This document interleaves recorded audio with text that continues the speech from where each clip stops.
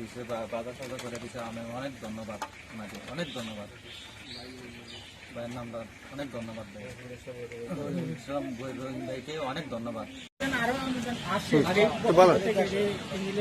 Mother হাতি ভেঙে গেছে, পাও ভাঙ্গা, হাতের অবস্থা দেখে, ঠিক আছে, খুব অসহায় জীবনযাপন করতেছে, ঠিক আছে, চিকিৎসার অভাবে ভুগতেছে।